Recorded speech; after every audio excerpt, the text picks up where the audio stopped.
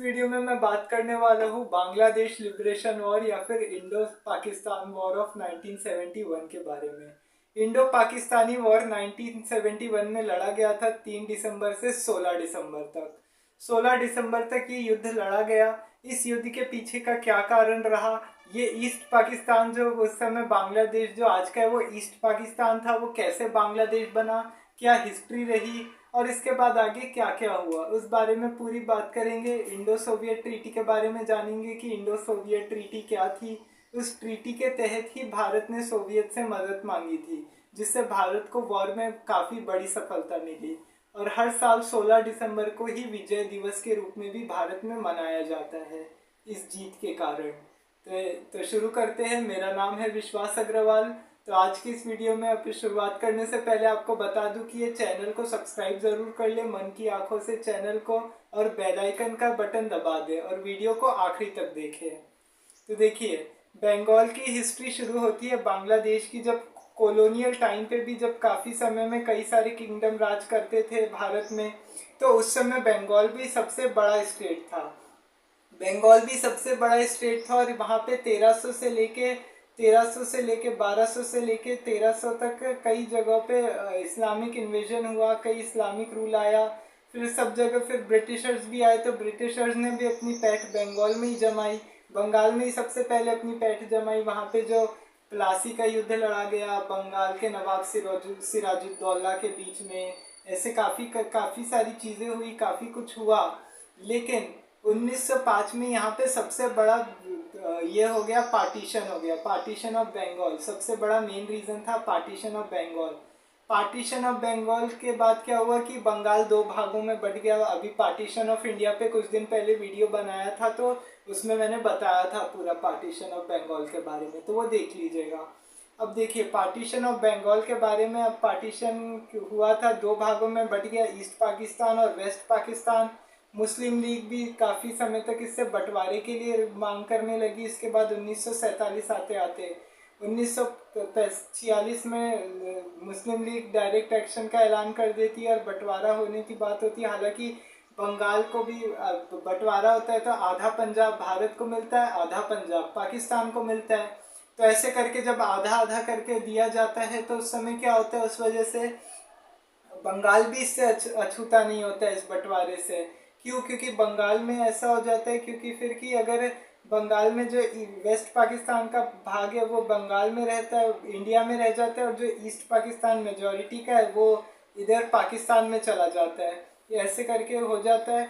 तब उसके बाद देखिए क्या होता है कि ईस्ट पाकिस्तान का वो चला जाता है मेजॉरिटी में। पार्टीशन के दौरान भी काफ़ी ज़्यादा दंगे होते हैं, जिसमें 10 से 20 लाख लोग मारे गए थे। मुस्लिम पाकिस्तान से मुस्लिम भारत से पाकिस्तान चले जाते हैं, तो हिंदू पाकिस्तान से भारत में आ जाते हैं। ऐसे करके माइग्रेशन चालू रहता है, मास माइग्रेशन, और कई दंगे फसाद होते हैं, कई लोग बेघर भी होते हैं, काफ़ी कुछ होता है इसमें। तो इस वजह से बंगाल में काफ़ी कुछ नुकसान भी होता है इस वजह से। अब बंगाल में काफ़ी ज़्यादा नुकसान हो जाता है तो उस समय क्या होता है, अब उस समय जब पाकिस्तान बन जाता है दुनिया को, इसके बाद नई कंट्री मिल जाती है पाकिस्तान। पाकिस्तान को लोग उस समय ज़्यादा स्टेबल मानते थे, क्योंकि पाकिस्तान धर्म के आधार पे बना था। तो अब पाकिस्तान धर्म के आधार पे बना था तो पाकिस्तान धर्म के आधार पे बना था, तो उस समय लोग इसको ज़्यादा स्टेबल मानते थे, स्टेबल कंट्री मानते थे। अब पाकिस्तान के पहले गवर्नर जनरल होते मोहम्मद अली जिन्ना, और पाकिस्तान के पहले प्रधानमंत्री होते लियाकत अली खान। अब लियाकत अली खान जो वहाँ के प्रधानमंत्री होते हैं, अब उन दोनों के बीच में दोनों को है ना गवर्न करने की रिस्पॉन्सिबिलिटी होती है। एक तरफ वेस्ट पाकिस्तान को, अपने पाकिस्तान को, और एक तरफ ईस्ट पाकिस्तान को।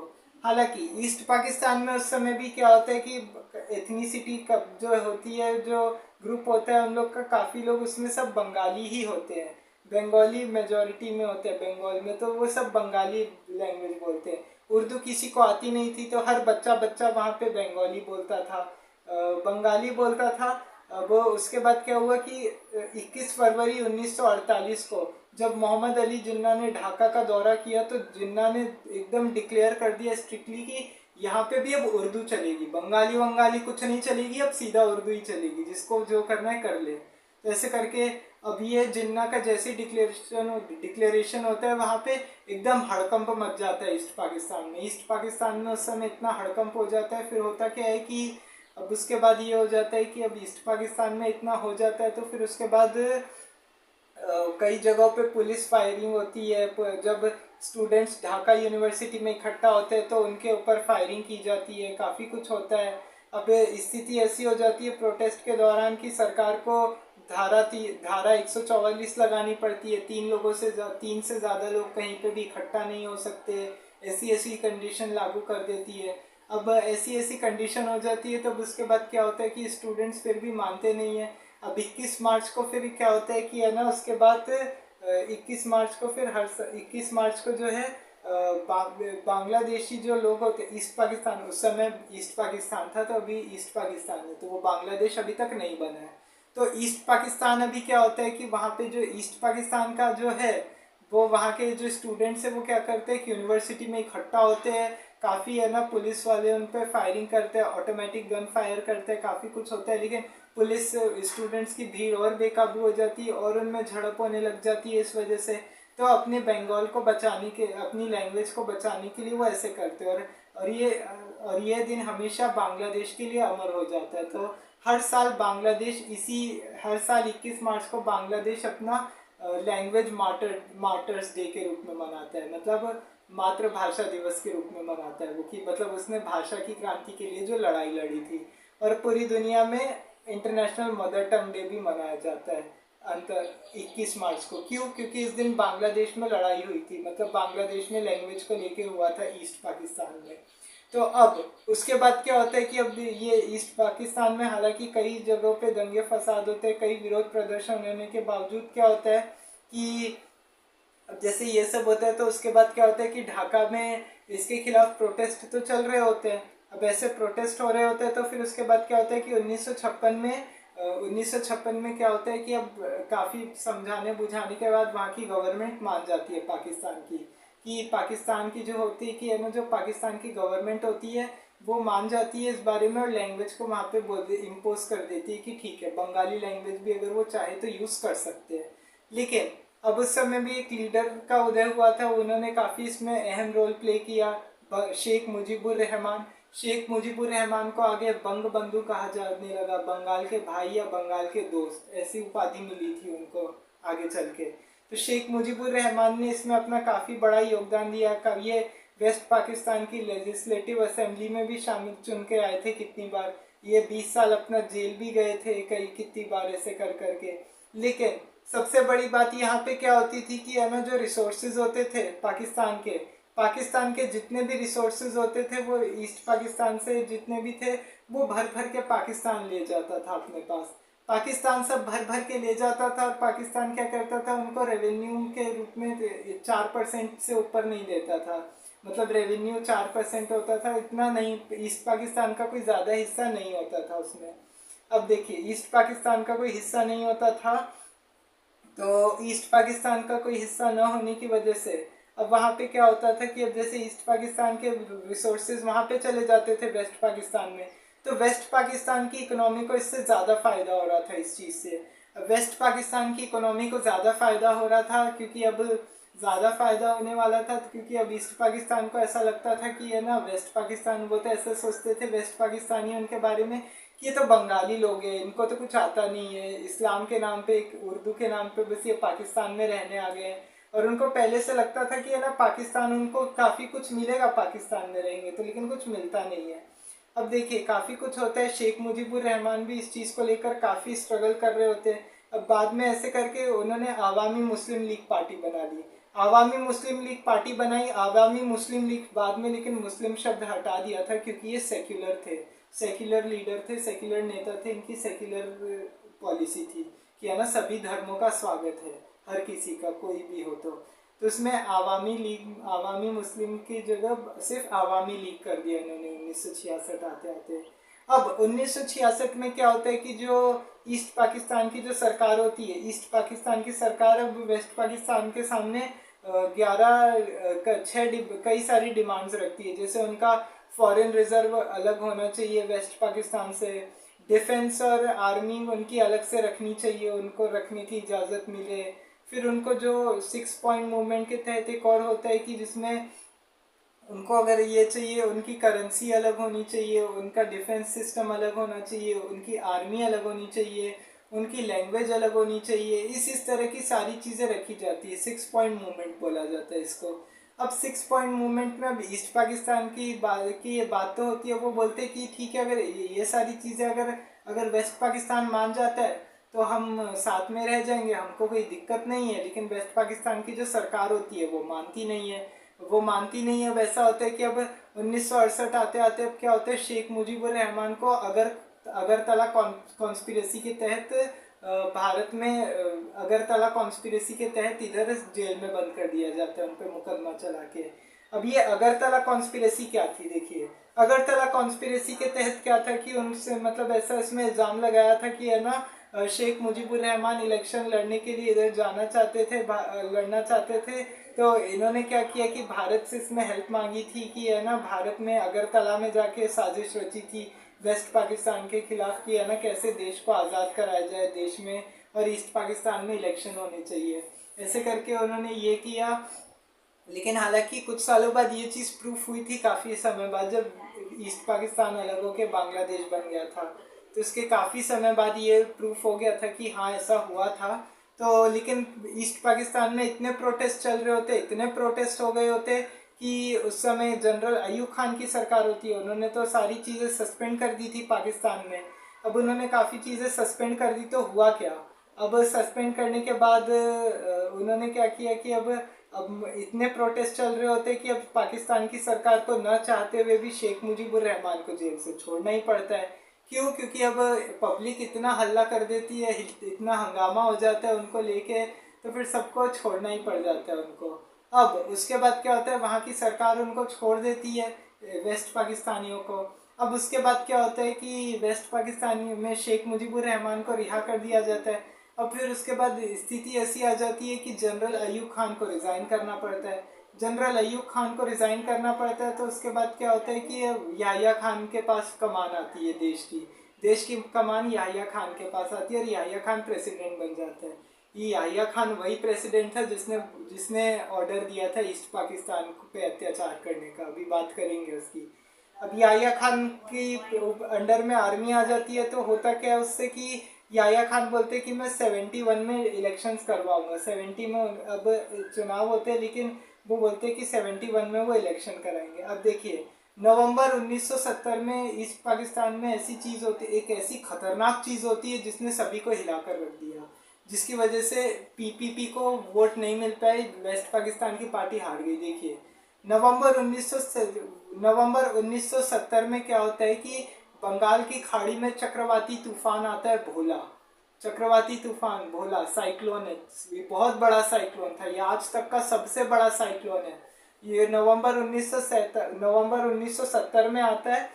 तो क्या होता है कि इसने ईस्ट पाकिस्तान में लाखों लोगों की जान चली गई इस साइक्लोन की वजह से, लाखों लोगों की जान चली गई। और ऐसे में क्या होता है कि वेस्ट पाकिस्तान ने कोई भी हेल्प नहीं करी, कोई हेल्प नहीं की। वेस्ट पाकिस्तान ने बोला कि नहीं, यही लोग डिजर्व करते हैं, ये बंगाली गंदे के लोग हैं, ऐसे ऐसी उल्टा सीधा इन लोग की सोच रहती थी। इन्होंने बोला कि छोड़ो इन लोग को, मरते हैं मरने दो, इस तरीके की हाल पे अपने हाल पे छोड़ दिया। हालांकि ईस्ट पाकिस्तान ने कोशिश की थी, लेकिन वही बात है कि जब अगर कोई स्टेट में या कहीं पर बाढ़ आती है तो सेंट्रल गवर्नमेंट भी है ना उस पर ध्यान देती है उस चीज़ पे। ऐसा नहीं है कि है ना सब स्टेट गवर्नमेंट पे छोड़ दिया जाता है कि तुमको अपने हिसाब से संभालो, ऐसा कुछ नहीं होता है। सेंट्रल गवर्नमेंट अपने ऊपर लेती है सारी चीज़ें और अपने हिसाब से सब देखती भी है, और किसी को क्या फैसिलिटी देनी है, क्या करना है, उस हिसाब से सब चीज़ें देखती है, सब करती है। लेकिन ऐसा हुआ नहीं। इवन अमेरिका में जो यूएसए यूके जो बड़ी बड़ी कंट्रीज़ है ना यूरोप में, जो हर समय दानवीर बनते फिरते रहते हैं कि यहाँ हम ये होगा तो हम ये देंगे वो देंगे, यहाँ पे अगर कोई प्रॉब्लम आई तो हम हेल्प करने आएंगे, ये जो फालतू की बातें करते रहते हैं ऐसे इस तरीके की। अब वो क्या हुआ, उस समय उन लोगों ने भी इस चीज़ पे ध्यान दिया नहीं। तो अब देखिए ऐसे में अब ऐसे लाखों लोगों की जान चली गई। अब 1971 में जनवरी में इलेक्शन हुए, दिसंबर 1970 में। अब दिसंबर 1970 में जब पूरे पाकिस्तान में इलेक्शन हुए, तो ऐसे में कोई अब वेस्ट पाकिस्तान की पीपीपी और इन लोग को पाकिस्तान पीपल्स पार्टी वगैरह को कोई वोट करेगा क्या ऐसे में? नहीं, बिल्कुल भी नहीं करेगा। क्यों? क्योंकि ये अगर इस तरीके से अगर कोई सरकार अगर इररिस्पॉन्सिबल होगी, अगर कोई गवर्नमेंट, और अगर इस तरीके से लाखों लोगों की जान चली जाए तो होगा क्या ऐसे में? फिर इसमें तो सरकार की गलती है, तो फिर ऐसे में कोई वोट देगा नहीं। तब ऐसे में क्या हुआ कि ईस्ट पाकिस्तानियों को वोट दे दिया उन्होंने, ईस्ट पाकिस्तानियों को वोट दे दिया आवामी लीग को। अब आवामी लीग को जब रिजल्ट आया, ईस्ट वेस्ट पाकिस्तान की हालत खराब हो गई इससे। क्यों? ईस्ट पाकिस्तान की जो आवामी लीग थी, इनको मिले 166 वोट, 166 से भी ज़्यादा, 95-96% वोट तो आवामी लीग के पास ही गए। अब आवामी लीग के लीडर थे शेख मुजीबुर रहमान। शेख मुजीबुर रहमान आवामी लीग के लीडर थे। अब देखिए, ये शेख मुजीबुर रहमान आवामी लीग के लीडर थे, तब इन्होंने क्या किया? शेख मुजीबुर रहमान जो आवामी लीग के लीडर थे, अब ये जीत गए पाकिस्तान की तरफ से। अब पाकिस्तान की तरफ से ये जीत गए, इनको अब प्रधानमंत्री तो पूरे वेस्ट पाकिस्तान और ईस्ट पाकिस्तान के यही बनते हैं, शेख मुजीबुर रहमान। तब ये चीज़ वहाँ पे किसी को पसंद नहीं आई, याहिया खान और इन सबको ये एकदम इस बात पे बहुत गुस्सा आया कि ऐसे कैसे हो गया। तो फिर अब ऐसे करके क्या हुआ कि अब ईस्ट पाकिस्तान में भी, लेकिन क्या हुआ कि है ना, काफ़ी समय से जब उनका कहना था कि अगर ये सब हो जाता है, अगर उनकी 6 डिमांड को मान लिया जाता है, 6 डिमांड्स को, तो वो मान लेंगे, फिर है ना सब हारमोनी के साथ रह जाएंगे, यहाँ पे अलग नहीं होंगे। लेकिन ऐसा कुछ होता नहीं है। ईस्ट पाकिस्तान की जो गवर्नमेंट होती है, वेस्ट पाकिस्तान के सारे ऑर्डर्स को मानना बंद कर देती है, सब छोड़ देती है। अब 1 मार्च को क्या होता है कि याहिया खान सारी चीज़ें करते कि एक काम करते कि जाते शेख मुजीबुर रहमान से इस पर बातचीत करने की कोशिश करते कि है ना वो प्रेसिडेंट बन जाएंगे या उनको डिफेंस मिनिस्टर बना दिया जाएगा, ऐसा वैसा कुछ कुछ बातें होती है उन लोग के बीच में। लेकिन मुजीबुर रहमान मना कर देते। क्यों? क्योंकि उनको पता है, अरे जब ईस्ट पाकिस्तान की पार्टी अगर पूरी आवामी लीग जीती है अगर मेजोरिटी के साथ, तो फिर वही प्राइम मिनिस्टर बनेंगे और दूसरा तो कोई बन नहीं सकता। तब कुछ समझ में नहीं आता है। 7 मार्च को ढाका के रेसकोर्स ग्राउंड में शेख मुजीबुर रहमान एक बहुत बड़ी रैली बुलाते हैं, जिसमें 20 लाख से ज़्यादा लोग इकट्ठे हो जाते हैं और उनके सामने एकदम वो बड़ी स्पीच दे देते हैं बंगाली में, और ताल ठोक के ऐसा कहते हैं कि कुछ भी करके अब तो हमको आज़ादी लेंगे और अलग देश बांग्लादेश लेकर रहेंगे, बांग्लादेश का नाम ले लेते हैं यहाँ पे। अब जैसी ये रैली होती है, काफ़ी वहाँ पे वेस्ट पाकिस्तान में हल्ला हो जाता है, वहाँ की गवर्नमेंट को इस पर आग बबूला हो जाती है कि ऐसे कैसे हो गया। जनरल टिक्का खान को बुलाया जाता है। जनरल टिक्का खान, अभी ऐसा बोला जाता है कि इंसानों के टिक्के बनाने में माहिर थे ये। अब ऐसी ऐसी बात बोली जाती है। जनरल टिक्का खान को तो बूचर ऑफ बंगाल भी बोला जाता है। इतने लोगों की हत्याएं की थी इसने, इतने मारकाट की थी, ऐसे इस तरीके के कारनामे किए थे। अब इस वजह से टिक्का खान को बुलाते हैं। याहिया खान भी आते हैं। अब देखिए, याहिया खान ने भी सीधा सीधा ऑर्डर दे दिया होता है कि फिर कि इनको मारो पीटो। अब पाकिस्तान क्या करता है, यहाँ पे चीज़ बताता हूँ। पाकिस्तान ऐसे लोगों से निपटने के लिए एक अपनी आर्मी बनाता है, और आर्मी बनाता है, वो आर्मी का नाम पता है क्या रखता है? शांति वाहिनी। शांति वाहिनी नाम रखता है। और ये शांति वाहिनी क्या करती है? पीस इस्टेब्लिश करने की वजह ये वॉर क्राइम्स की सारी हदें पार कर देती है। सोचिए, नाम शांति वाहिनी है और क्या कर रही है ये? लोगों के ऊपर अत्याचार कर रही है। मतलब ऐसी कौन सी बात हुई? मतलब ये ईस्ट पाकिस्तान, मतलब वेस्ट पाकिस्तान तो कुछ भी अलग ही अलग फंडे ले आता है, कुछ भी इस तरीके से कि है ना, नाम ऐसा रखेगा और कुछ करता कुछ और है। इस तरीके का काम है पाकिस्तान का। तो अब देखिए, ईस्ट पाकिस्तान ने इधर शांति वाहिनी बनाई। अब ईस्ट पाकिस्तान ने इधर जो भी किया, अब उसके बाद क्या हुआ? 25 मार्च को क्या होता है कि काफ़ी चीज़ें होती है, काफ़ी बातचीत की कोशिश होती है, लेकिन होने जाना कुछ है नहीं। अब 25 मार्च की रात, 25 मार्च 1971 की रात बांग्लादेश के लिए सबसे काली रात होती है। अब उस दिन क्या होता है? शेख मुजीबुर रहमान भी आते हैं, रेडियो पे है ना जनता को डिक्लेयर कर देते हैं, मैसेज दे देते हैं कि उनको वो बांग्लादेश की, ईस्ट पाकिस्तान की आज़ादी की घोषणा कर देते हैं। हालांकि हर साल बांग्लादेश का 26 मार्च को इंडिपेंडेंस डे मनाया जाता है 12 बजे रात में, क्योंकि तब तक रेडियो से वायरलेस से संदेश जाने में रात में काफ़ी देर हो गई थी। तो इसलिए काफ़ी समय के बाद इसलिए ये बांग्लादेश का जो आर्मी का है, ये 26 मार्च को इंडिपेंडेंस डे मनाया गया बांग्लादेश का, तब से लेके आज तक। तो अब क्या होता है कि वो बांग्लादेश नाम दे देते हैं, डिक्लेयर कर देते हैं। अब आर्मी वहां पे एकदम से आती है, पाकिस्तान की आर्मी वहां पे लूटमार चालू हो जाती है। पाकिस्तान की आर्मी ने ऐसा खतरनाक जेनोसाइड शुरू किया, मास मर्डर, रेप, इतने खतरनाक चीज़ें की, स्टूडेंट्स पे गोलियां चलाना, सरकारी जो भी पुलिस मतलब जो भी ढाका यूनिवर्सिटी में आज़ादी की मांग कर रहा है उन पे फायरिंग करना, बहुत उल्टी सीधे कारनामे किए थे पाकिस्तान की आर्मी ने। वेस्ट पाकिस्तान ने आज तक का सबसे बड़ा जेनोसाइड है। इवन रिचर्ड निक्सन जैसे अमेरिकन प्रेसिडेंट तक पहुंचाया गया, यूएसएसआर, यूनाइटेड नेशन, किसी ने भी इसमें हेल्प नहीं की। उल्टा ये लोग तो पाकिस्तान को ही सपोर्ट करते रहे कि ये पाकिस्तान जो कर रहा है ठीक है, ऐसा तो। और सबसे बड़ी बात है कि भारत को भी इसमें शामिल होना था। अब देखिए इसमें भारत का क्या होता है। अब फिर उसके बाद कहानी में ट्विस्ट आ जाता है आगे, क्यों। अब देखिए इंदिरा गांधी प्राइम मिनिस्टर थी उस समय, फिर आवामी लीग के लीडर्स को भी पता होता है कि उनके साथ भी कुछ हो सकता है, उनके ऊपर भी कोई हमला हो सकता है। पाकिस्तानी आर्मी जिस तरीके से कर रही थी, नाम इसका शांति वाहिनी दिया गया था, और ये इस तरीके की हरकतें कर रही थी ईस्ट पाकिस्तानियों पे। 4 लाख से 9 लाख 4 से 70 साल की महिलाओं का इसमें बलात्कार किया गया। इसमें किसी को नहीं छोड़ा पाकिस्तान की आर्मी ने, क्या कोई छोटा बच्चा हो, कोई प्रेग्नेंट लेडी हो, या किसी को भी नहीं छोड़ा। बच्चे, बूढ़े, बड़े, जवान, छोटे मोटे जितने भी मतलब ऐसे भी किसी को नहीं छोड़ा वेस्ट पाकिस्तानियों ने। नवजात बच्चों तक को नहीं बख्शा गया। और ये चीज़ तो था कि एक सबक सिखाने के लिए था कि मतलब तुमने वोट कैसे दे दिया ईस्ट पाकिस्तान की आर्मी को, ईस्ट पाकिस्तान की आवामी लीग को वोट कैसे दे दिया, ये करके है ना पाकिस्तानियों ने किया था, इस तरीके का कत्लेआम किया।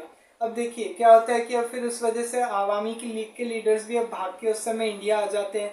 इंडिया आ जाते हैं तो फिर उसके बाद होता क्या है, इंडिया आ जाते तो फिर होता है कि है ना आवामी लीग के लीडर्स को शरण दे देती है इंडिया की गवर्नमेंट कलकत्ता में रेफ्यूज दे देते हैं उनको। अब फिर क्या होता है कि अब वो 10 अप्रैल को यहाँ पे अपनी सरकार बना लेते जिसमें शेख मुजीबुर रहमान को प्रेसिडेंट बना देते और तजुद्दीन अहमद को देश का प्राइम मिनिस्टर बनाया जाता है। ये बात हो गई। लेकिन लोगों का क्या, आम लोगों का क्या हुआ देखिए।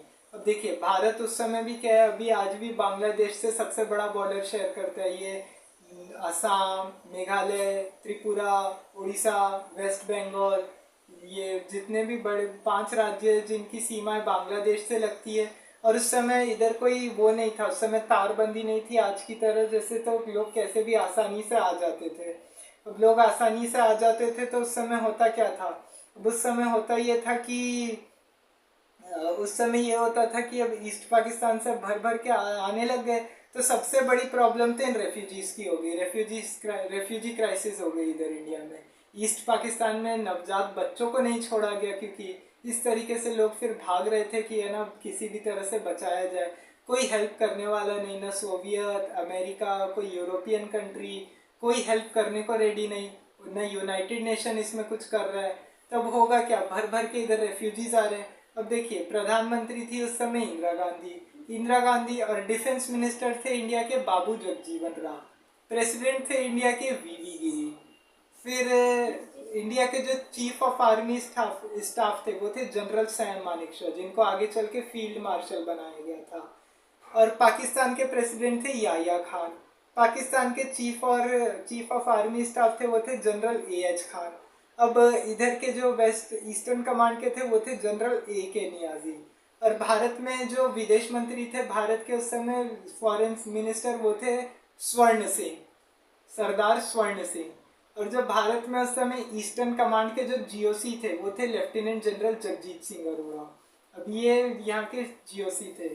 और उस समय ईस्ट पाकिस्तान ने मुक्ति वाहिनी नाम से एक संस्था बनाई थी। और हाँ मैं आपको ये एक और चीज़ बताना भूल गया इसमें कि 27 मार्च को मेजर जिया उर रहमान ने फिर बांग्लादेश के लोगों को इस घोषणा के बारे में पढ़ के सुनाया, उनकी आज़ादी के बारे में, कि शेख मुजीबुर रहमान ने उस समय जो किया था, कि शेख मुजीबुर रहमान को जो किया था आज़ादी की घोषणा की थी, उस बारे में मेजर जिया उर रहमान ने पढ़ के सुनाया था। तो अब देखिए ये सब हुआ, मैंने लिस्ट बता दी आपको कौन कौन था। और मुक्ति वाहिनी को जो ट्रेनिंग दी थी, वो ट्रेनिंग देने वाले जो सिपाही थे वो थे major general Shabeg Singh. Major general Shabeg Singh, इन्होंने मुक्ति वाहिनी को ट्रेनिंग दी थी। अब देखिए भर भर के इतने रेफ्यूजीज भारत आ रहे थे। अब इधर रेफ्यूजीज की सबसे बड़ी चिंता हो गई कि अब करे तो करे क्या। इंदिरा गांधी उस समय प्राइम मिनिस्टर थी। इंदिरा गांधी ने सारी चीजें देखी। अब इंदिरा गांधी ने बोला कि ये हो क्या रहा है इतना कुछ। तो अब 28 अप्रैल 1971 को इंदिरा गांधी जनरल सैम मानेकशॉ को बुला के सारी सिचुएशन के बारे में डिस्कस करती है कि क्या होना चाहिए। अब देखिए सिचुएशन डिक्लेयर होती है, उसमें मंत्रिमंडल के सभी लोग रहते हैं, राज्य के मुख्यमंत्री, देश के स्वर्ण सिंह, राष्ट्रपति वीवी गिरी, सब आर्मी चीफ जितने भी होते हैं या जो भी होते हैं, सबको बुलाया जाता है और सबसे राय ली जाती है कि अपन को क्या करना चाहिए, क्योंकि कुछ तो करना ही पड़ेगा। अब इतने रेफ्यूजीज को रखेंगे कहाँ पे ऐसे में, कोई बाहर वाला तो कोई हेल्प करने वाला नहीं है इन लोगों में। हालांकि युद्ध में जाते तो उस समय भी ईस्ट पाकिस्तान बहुत बोलता कि है ना तुमने ये ईस्ट पाकिस्तान और वेस्ट पाकिस्तान का मैटर है, तुम क्या बीच में अड़ंगा डाल रहे हो। सब तो यही बोलते फिर इंडिया को। तो इस वजह से भारत ने कुछ किया, सैम मानेकशॉ से डिस्कस किया। सैम मानेकशॉ लेकिन वॉर चैलेंजेस को मना कर देते बताने के कि नहीं अभी तो होगा नहीं। सैम मानेकशॉ हालांकि कोशिश करते, इंदिरा गांधी पीछे पड़ जाती कि नहीं अभी वॉर करो। जगजीवन राम बोलते कि नहीं युद्ध करिए अभी। मानेकशॉ एकदम स्ट्रिक्टली मना कर देते, बोलते कि अभी तो नहीं हो सकता। वो फिर वॉर चैलेंजेस के सारे रीजन बताते हैं कि अभी क्यों नहीं होगा। देखो अगर सबसे बड़ी बात होगी, वो इंदिरा गांधी को बाद में फिर अकेले में समझाते हैं कि देखिए अगर यहाँ पे अगर अभी वॉर करने गए हम लोग तो अभी गारंटी नहीं ले सकते कि है ना युद्ध में हमको जीत मिलेगी, क्योंकि अगर ये जीत मिलेगी नहीं, क्योंकि फिर अभी क्या होगा। सबसे बड़ी बात यहाँ पे है कि मानसून आने वाला है बांग्लादेश में। ईस्ट पाकिस्तान में अगर मानसून आएगा तो वहाँ पे आर्मी के सारे टैंक वगैरह जितने भी ये सब एम्यूनिशन है सब फंस जाएगा, वहाँ पे सब फंस जाएंगे। और फिर उसके बाद होगा क्या, वहाँ से फिर निकल नहीं पाएंगे, कीचड़ कीचड़ में फंस जाएंगे और सब हो नहीं पाएगा इधर से उधर। फिर दूसरी सबसे बड़ी बात क्या है कि चीन इधर से हमला कर देगा, चाइना इधर से हमला कर देगा। तो फिर होगा क्या, चाइना फिर दो फ्रंट पे लड़ाई लड़नी पड़ेगी। फिर उन्होंने फिर एक और चीज़ क्या बताई कि अभी है ना सबसे बड़ी बात ये भी है कि अगर आपको फिर पूरे देश में इमरजेंसी लगानी पड़ेगी, इमरजेंसी लगानी पड़ेगी। फिर है ना सारी सड़कें हम यूज़ करेंगे। पब्लिक को अभी आपको फिर मना करना पड़ेगा घर से निकलने के लिए। आपकी पूरी मिनिस्ट्री हम यूज़ करेंगे कुछ टाइम के लिए, जब तक वॉर चल रहा है। वॉर चल रहा है जब तक के लिए मिनिस्ट्री हम यूज़ करेंगे। रेल लाइन जितनी भी है सब आर्मी यूज़ करेंगी। सब रेलवे पे बंद कराइए, रेलगाड़ी जितनी भी है, ट्रेन वगैरह सब कैंसिल कराना पड़ेगा आपको। सब चीज़ें बंद करनी पड़ेगी। फ्लाइट जितनी भी है सब चीज़ें सब बंद कराना पड़ेगा, तब जाके फिर वॉर हो पाएगा। आर्मी को प्रॉपर ट्रेनिंग देनी पड़ेगी, हथियार सब इकट्ठा करने पड़ेंगे अभी। तो इसलिए अभी से तो वॉर का मतलब हमला करेंगे हम ऐसा नहीं है, लेकिन अभी से ये ख्याल तो निकाल दे दो कि ना अभी युद्ध होगा तुरंत में।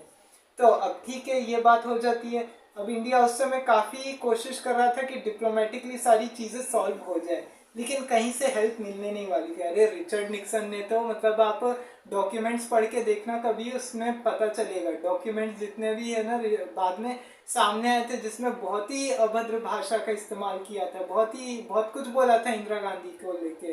रिचर्ड निक्सन काफ़ी इंदिरा गांधी से चिढ़ता था।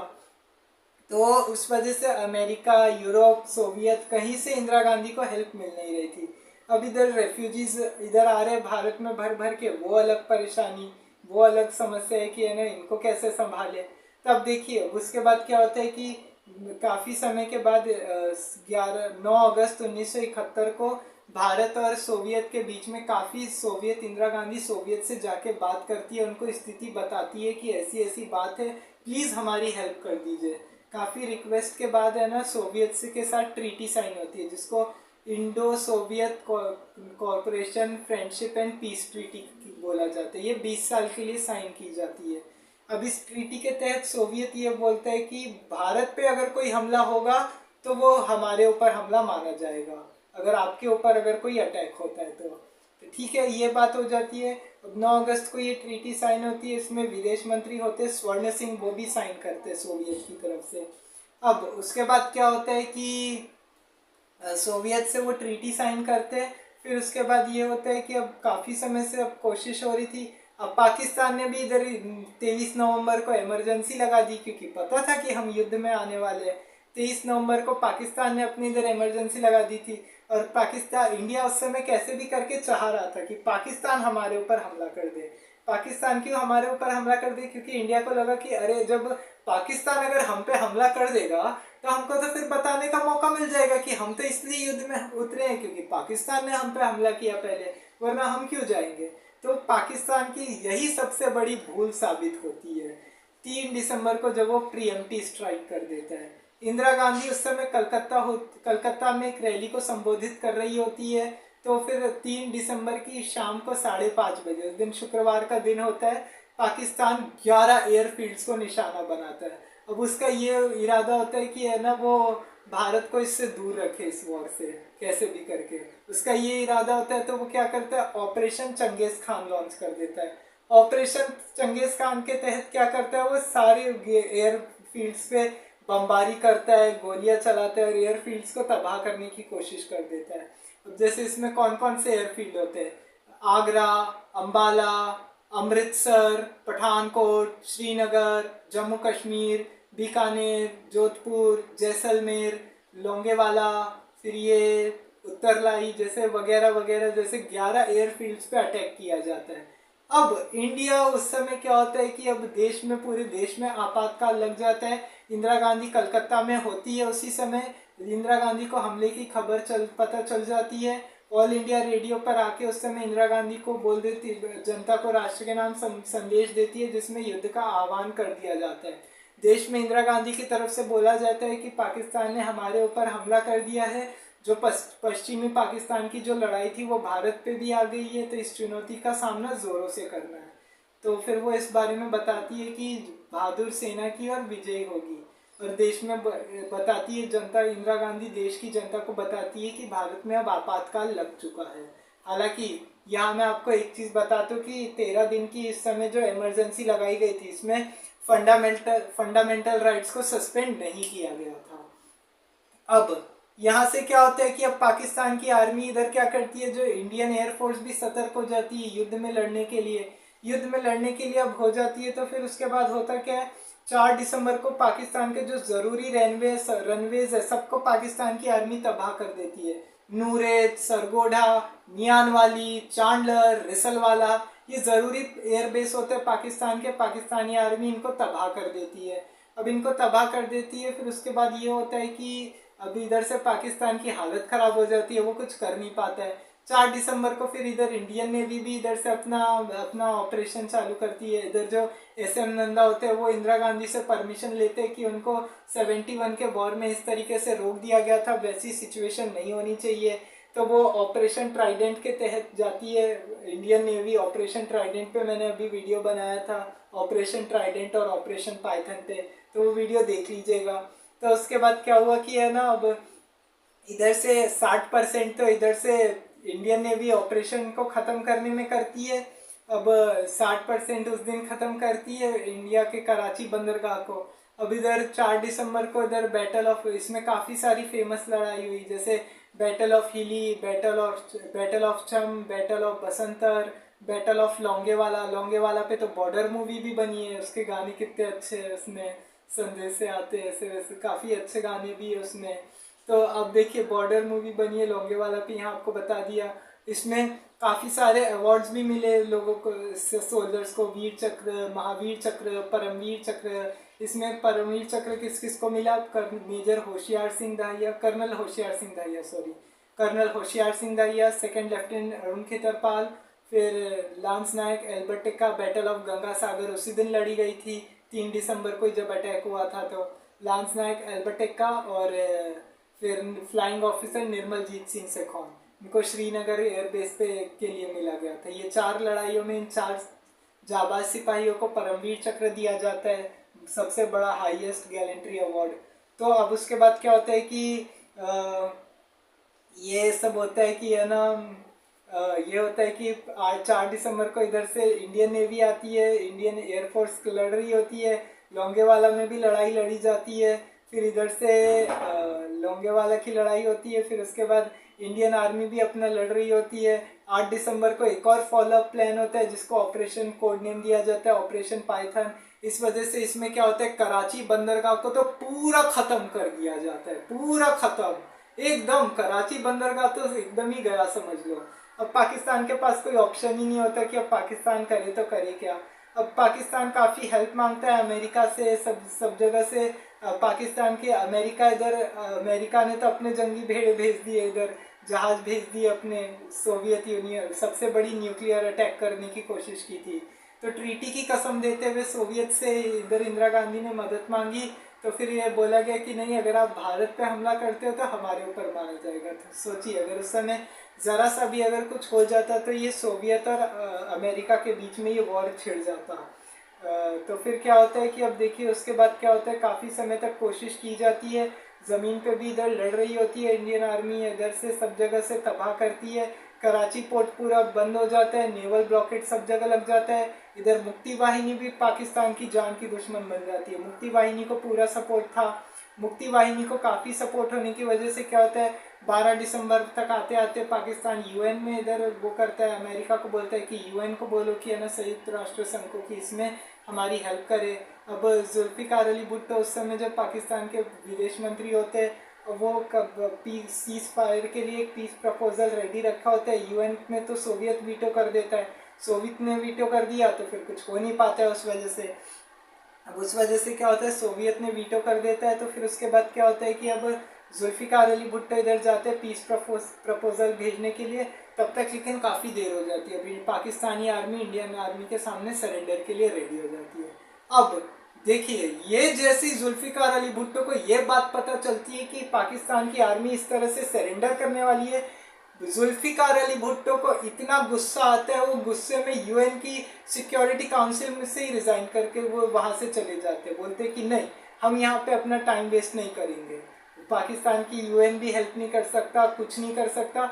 गुस्से में वो वहाँ से निकल जाते हैं। पूरे पाकिस्तान की लाचारी इधर, पाकिस्तान की पूरी नौटंकी सबको समझ में आ जाती है कि पाकिस्तान किस तरीके से नौटंकी कर रहा है कैसे। तो पाकिस्तान को सबको समझ में आ जाता है। तो अब देखिए, पाकिस्तान को समझ में आ जाता है कि मतलब पूरी दुनिया को कि किस तरीके की नौटंकी कर रहा है, क्या हो रहा है। अब मेजर जनरल JFR जैकब क्या करते हैं, उधर जाते हैं ईस्ट पाकिस्तान में। ईस्ट पाकिस्तान के जनरल AK नियाजी को है ना जाके सरेंडर का प्रपोजल भेज देते हैं, कि बोलते हैं कि इधर ढाका पे भी इधर मुक्ति वाहिनी ने बमबारी करनी शुरू कर दी थी। अब इधर गवर्नर हाउस पे हमला कर दिया ढाका में पाकिस्तान के इंडिया ने। अब गवर्नर था नहीं तो गवर्नर बच गया, बमबारी हो गई तो अब गवर्नर ने रिजाइन कर दिया, क्योंकि भाई जब जिंदगी रहेगी जब भी तो युद्ध लड़ेंगे। तो ऐसे करके गवर्नर ने रिजाइन कर दिया। अब गवर्नर रिजाइन कर देता है तो फिर अब होता कि अब कोई ऑप्शन होता नहीं है। मुक्ति वाहिनी उधर बमबारी करने आ रही होती है ढाका में, पता ही होता है कि गोलियां चलेगी मुक्ति वाहिनी की तरफ से, वेस्ट पाकिस्तानियों को बख्शा नहीं जाएगा। तो ईस्ट पाकिस्तान में इंडिया ने क्या होता है कि हालांकि नियाजी ने बहुत पहले से सीज फायर का प्रपोजल भेजा था कि एक नॉर्मल सीज फायर करके बातचीत हो जाए, लेकिन जो उस समय इंडिया के ईस्टर्न कमांड के GOC थे लेफ्टिनेंट जनरल जगजीत सिंह अरोड़ा, उनकी भी बायोग्राफी मैंने की है जगजीत सिंह अरोड़ा की, वो भी देख लीजिएगा।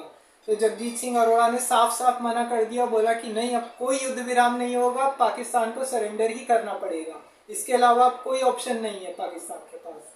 तो ऐसे करके हो जाता है। 16 दिसंबर को JFR जैकब उनको पढ़ के सुनाते हैं, बोलते हैं कि अगर या तो फिर है ना सरेंडर कर दो इंडिया के आगे, नहीं तो फिर मुक्ति वाहिनी और इंडिया के आगे अपना नामो निशान मिटाने के लिए तैयार हो जाओ। अगर हाँ सरेंडर कर दोगे तो फिर पूरे पाकिस्तानियों को, अगर पाकिस्तान में किसी को कुछ नहीं होगा, जो 5 लाख अगर सैनिक मारे जाएंगे अगर सरेंडर नहीं करेंगे, अगर पाकिस्तान में जो सैनिक मारे जाएंगे 1 लाख से ज़्यादा जो स्त्री और बच्चे अनाथ होंगे, उनके जिम्मेदार वही होंगे, नियाजी ही होंगे। फिर इस तरीके का उनको प्रपोजल, नियाजी को प्रपोजल दिया जाता है और बोला जाता है कि सरेंडर कर दो, नहीं तो ढाका पे फिर मुक्ति वाहिनी को रोकने के लिए इंडिया आगे नहीं आएगा।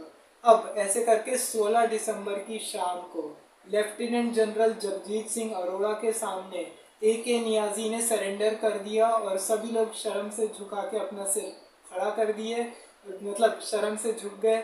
और ये दिन पाकिस्तान ने सरेंडर कर दिया उस समय, ये इंस्ट्रूमेंट, सरेंडर इंस्ट्रूमेंट पे साइन कर दिया, सरेंडर पेपर पे। ये आज भी ये बहुत फेमस हुआ था ये उस समय। और फिर उस समय इंदिरा गांधी, ये जब सरेंडर होता है तो फिर जब इंडिया फिर इधर से, और सरेंडर के लिए भी वो उधर मानते नहीं है, नियाजी ने नहीं माना, बोला कि सरेंडर इधर सामने नहीं करेंगे।